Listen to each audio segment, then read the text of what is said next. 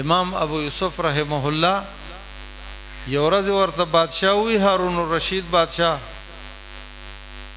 وینن با امام صاحب ډوډۍ زمون سره خوري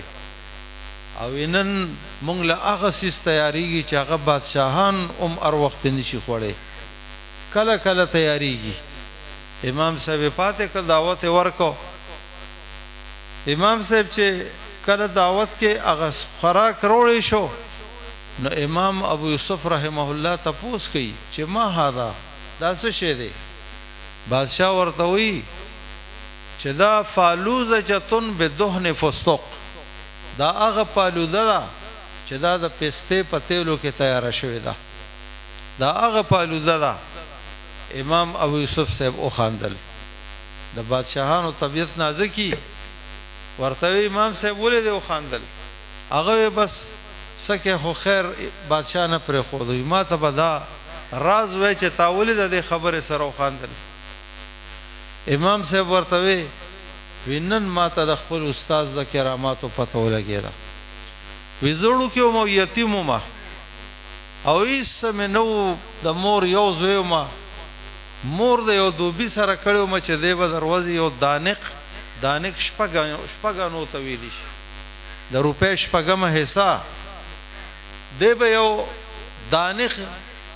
د روپې شپګمه حساب دا په دې مزدوري باندې ویزه دی او دوبي سره کړم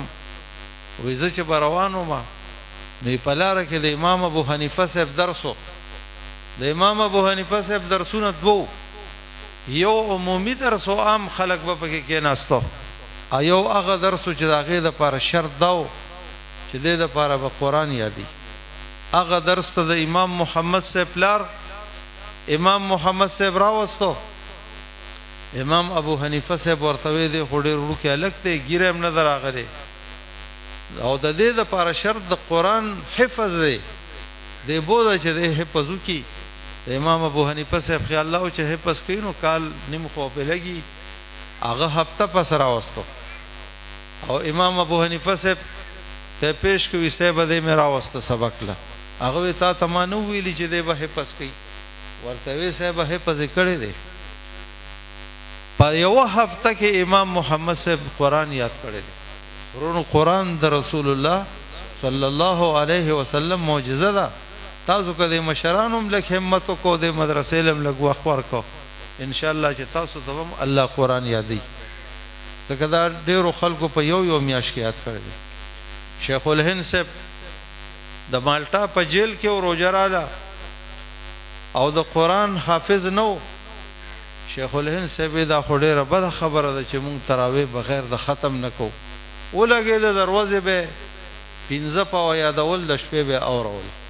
چې میاش څنګه ختمه ده شیخ الهند صاحب قران یاد کړی سید حسین احمد مدنی صاحب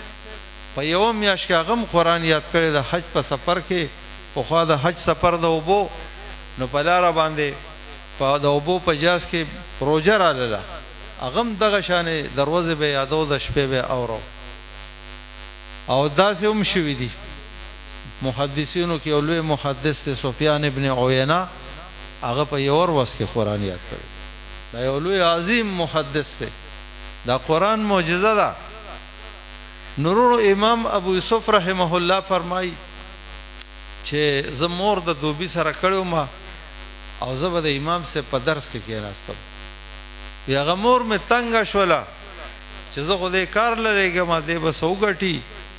نو ویراله چې ډېر تنگ شو نو ویراله امام ابو حنیفه صاحب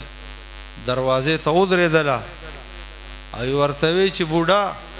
تا زما د ازوی د کار ایسته دی د یتیم دی او زوی ما چې دې دومره سوګټي چې زمونږ په گزاره کیږي